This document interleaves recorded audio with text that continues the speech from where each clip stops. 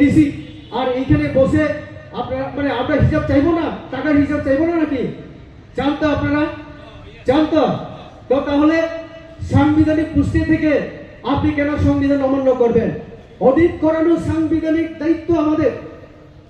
Auditor general and controller, এই পুস্টটা কিন্তু সাংবিধানিক পুস্ট। অডিটর জেনারেলকে নিয়োগ করেন রাষ্ট্রপতি, ভারতের রাষ্ট্রপতি, এবং তিনি পুরো দেশের হিসাব রাখেন। আমাদের রাজ্য সরকারের টাকার হিসাব দিয়ে টাকা আনি।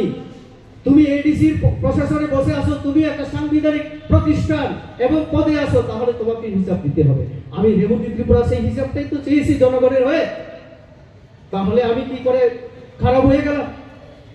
উনি নানান বিষয়ে সেদিন বলেছিলেন, এই অনিমেষ বাবু তিনিও প্রশ্ন করেছেন, প্রদ্যুৎ বাবু আরেকটা কথা বলেছেন, মন্ত্রিনী রাং আছে। এখানে যারা ককবরকবাসী একটু হিন্দি বুঝেন তারা কিন্তু বুঝতে পেরেছেন।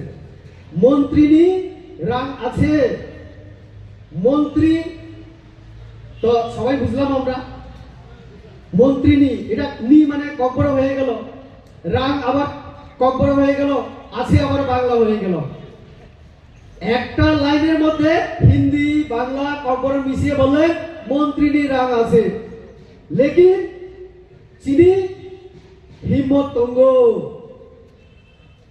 মানে কি তাদের হিম্মত আছে আর মন্ত্রীর রাং আছে। তো আমি জিজ্ঞেস করেছি, আপনি একজন দায়িত্বশীল ব্যক্তি, আপনি তো রাজা, আপনি যে কথাগুলি বলেন তার কি কোনো গুরুত্ব থাকবে না?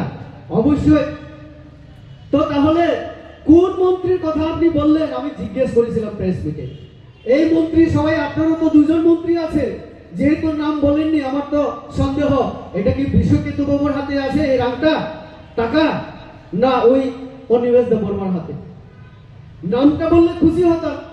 বিজেপি মন্ত্রী যদি হয় আমরা দেখবো পার্টিতে, আর আপনার দলের যদি হয় মন্ত্রীর হাতে টাকা আছে, টাকা কিভাবে আছে, কিভাবে হলো টাকা, সেটাও আপনি দেখবেন, আমরাও দেখবো। তাহলে জনসমক্ষে আপনি অভিযোগ করলেন কাউকে, কোন মন্ত্রীকে ছোট করলেন, এই মন্ত্রী ক্যাবিনেট মন্ত্রী যার উপরে আমরা দায়িত্ব দিয়ে রেখেছি ত্রিপুরা রাজ্যের উন্নয়নের জন্য, জনজাতি জাতি সকলের কল্যাণের জন্য, ত্রিপুরাকে এগিয়ে নিয়ে যাওয়ার জন্য, এই মন্ত্রীর বিরুদ্ধে আপনি অভিযোগ আনলেন। আমি প্রশ্ন করবো না আপনাকে, নামটাও বলে দিন, এই কথা আমি বলতে পারি না, আমি কি গণতান্ত্রিক, আমার অধিকার নেই?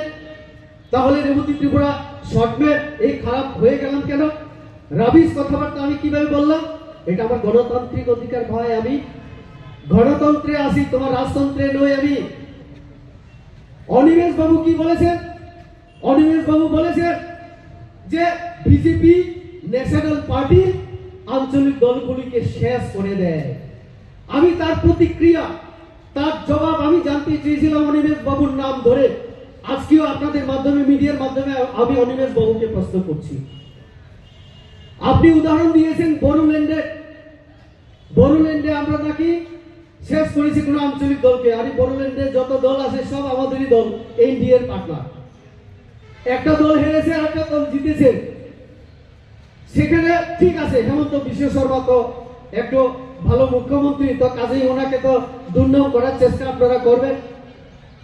আমাদের নেতার সব থেকে বড় মানে চেয়ারম্যান হিসাবে উনি উত্তর পূর্বাঞ্চলের মুখ্যমন্ত্রীদের মধ্যে সব থেকে পাওয়ারফুল সিনিয়র, তার জন্য ওনাকে আঘাত করতে চাইছেন, ধরে নিলাম।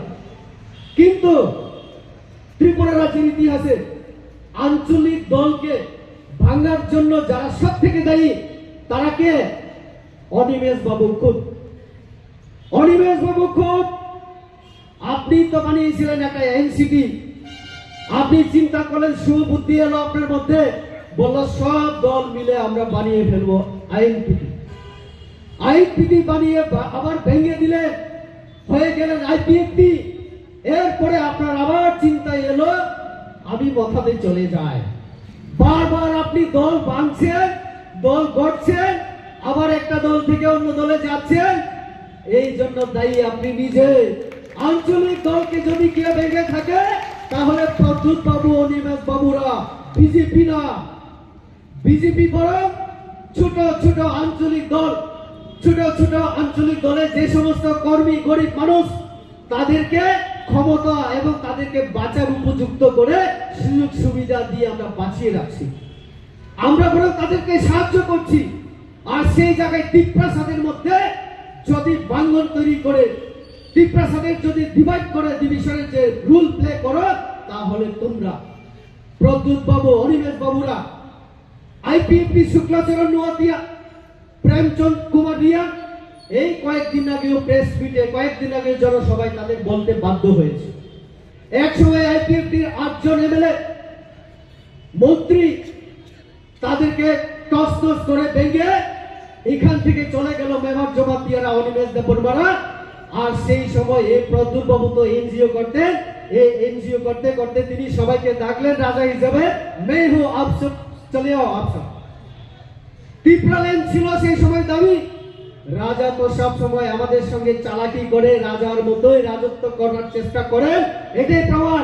তিনি একটা শুধু শব্দ লাগিয়ে দিল ত্রিপুরাল্যান্ডের সামনে, গ্রেটার ত্রিপুরাল্যান্ড।